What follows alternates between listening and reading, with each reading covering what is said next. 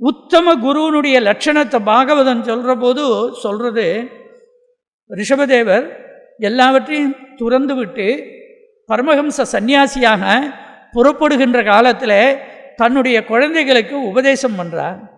அப்போ சொல்கிறா, குருர் ந சஸ்யாதே ஸ்வஜனோ ந சஸ்யாதே பிதா ந சஸ்யாதே ஜனனீ ந சாஸ்யாதே தெய்வம் ந தத்ஸ்யான் ந பதிச்ச சஸ்யானே நமோச்சயேத்யகா சமுபேத மிருத்யும்.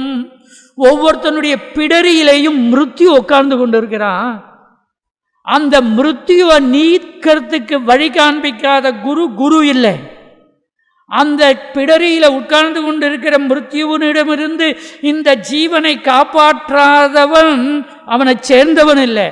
அவன் தாய் இல்லை, அவள் தாய் இல்லை, அவன் தந்தை இல்லை, அந்த தெய்வம் இல்லை, அவன் கணவனும் இல்லை.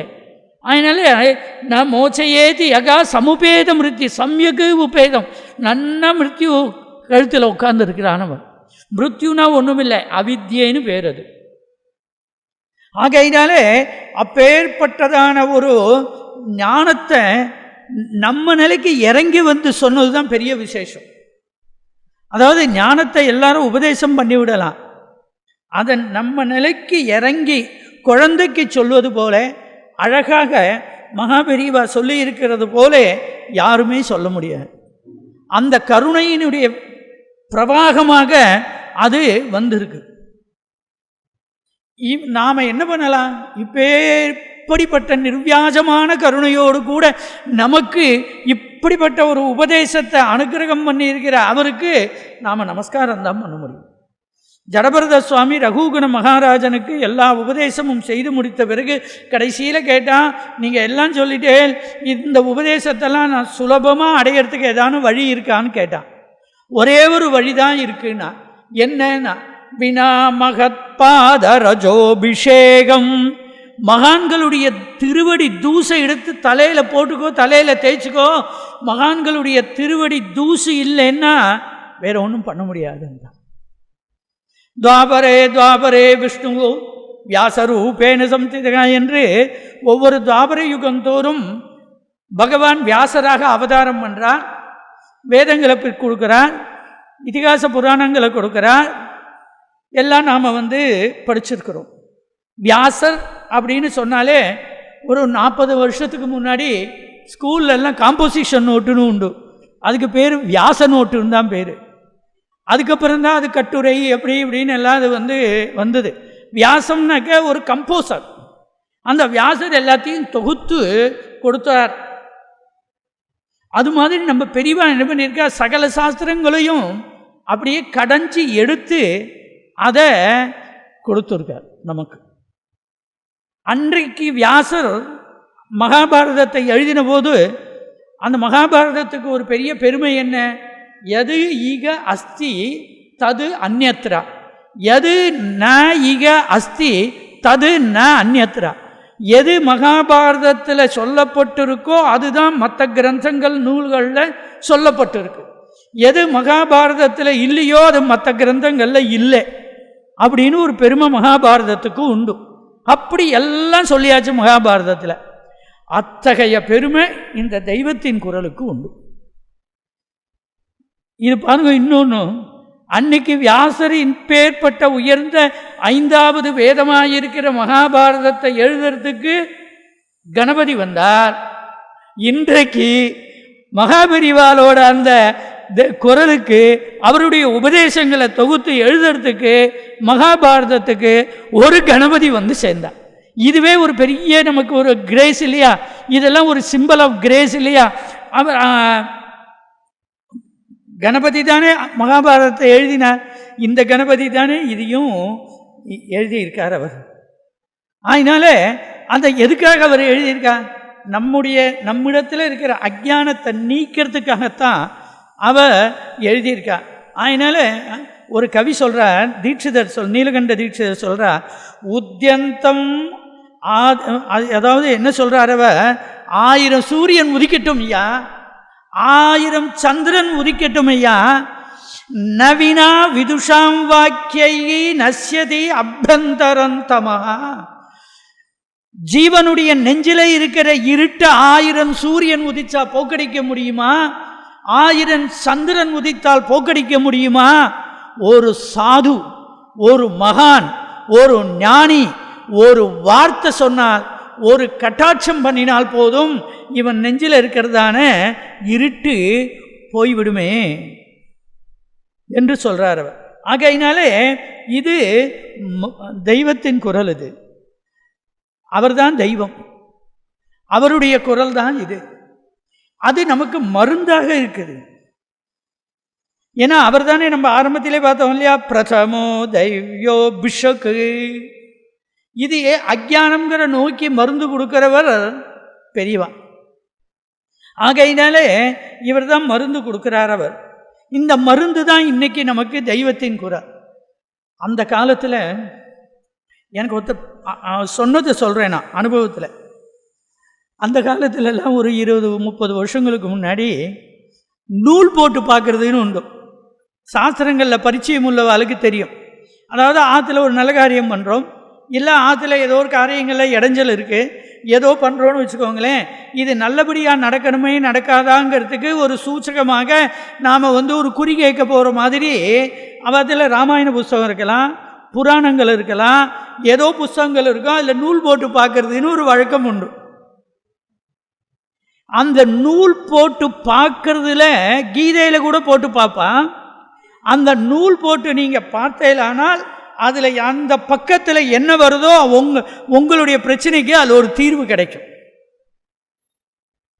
இதை இந்திரா காந்தியே சொல்லியிருக்கா. இந்திரா காந்தி கையில் எப்போதும் 3 விஷயம் இருக்குமா. இந்திரா காந்தியை ஒரு இன்டர்வியூவில் சொல்லியிருக்கா. மா ஆனந்தமயி கொடுத்த பிரசாதம், மா ஆனந்தமயி கொடுத்த கழுத்தில் போட்டுக்கிறதான ஜபமாலை, மா ஆனந்தமயி அனுகிரகம் பண்ணி கொடுத்த பகவத்கீதா புஸ்தகம். ஒன்றுமில்லாத எனக்கு 1000 பிரச்சனை இருக்கிற போது இந்த நாட்டையே நிர்வகிக்கிற பிரதம மந்திரிக்கு பொழுது ஒடிஞ்சு பொழுது போனால் எத்தனை பிரச்சனைகள் இருக்கும். இத்தனை பிரச்சனைகளில் எத்தனை டென்ஷன், என்ன ஸ்ட்ரெஸ் இருக்கும். இந்திரா காந்தி சொல்கிறா, அந்த எப்போல்லாம் நான் தனியாக பிளேனில் காரில் ட்ராவல் பண்ணுறேனோ அப்பொழுதெல்லாம் இந்த கீத புஸ்தகத்தை நான் பாராயணம்னு ஒழுங்காக பண்ணுறதில்லை. எனக்கு இப்படி இருக்குது, இது எப்படி சால்வ் பண்ணுறது அப்படின்னு அந்த பிரிப்பேன். பிரித்தா எந்த பக்கம் வருதோ அந்த பக்கத்தில் நான் எந்த பிரச்சனை சால்வ் ஆகணும்னு நினச்சிட்டு இருந்தேனோ அதுக்கு அங்கே தீர்வு கிடைக்கும்னு சொல்லிடுறேன். அது மாதிரி அனுக்கிரக கிரந்தங்கள். எனக்கு ஒரு பெரியவர் சொன்னார், இந்த தெய்வத்தின் குரல் அப்படித்தான். ஏனென்றால் எங்காத்தில் பெரிய குடும்பம் வருது, பெரிய சம்சாரி, பொழுது உறிஞ்சு போது போனால் 1000 பிரச்சனைகள். ஏதோ கல்யாணம் பிரச்சனை, பொண்ணு பிரச்சனை, பேத்தி பிரச்சனை, பேரம் பிரச்சனை, காலேஜ் அட்மிஷன் பிரச்சனை, ஸ்கூல் அட்மிஷன் பிரச்சனை, எத்தனையோ இருக்குது. அதுக்கு போனாக்க அதுக்கு கிடைக்கணும், கிடைக்கல, அதுக்காக பிரார்த்தனை பண்ணிட்டா மகாபெரி வாழ்க்கை. இதை நூல் போட்டு பார்க்கலாமே நான் பார்த்து மாமி போட்டு பார்த்தா சொன்னார் அவர், உனக்கு கிடைக்கும் அப்படின்ட்டு அதில் வருது. எந்த ஸ்கூலுக்கு போட்டிருக்காரோ அந்த ஸ்கூலோட நேமே அதில் சூச்சகமாக அதில் வருது. பெரியவா அந்த பக்கம் பிரித்த போது அதில் தான் சொன்னார் அவர். அப்போது அந்த அனுக்கிரக கிரந்தம்னாக்க இந்த ஸ்பிரிச்சுவல் வைப்ரேஷன் அதில் இருக்குது. அதுதான் அதனுடைய பெருமை. அது வேறு நாமெல்லாம் எங்கே சார் போகிறது? நாம் யார்கிட்ட போய் கேட்போம்?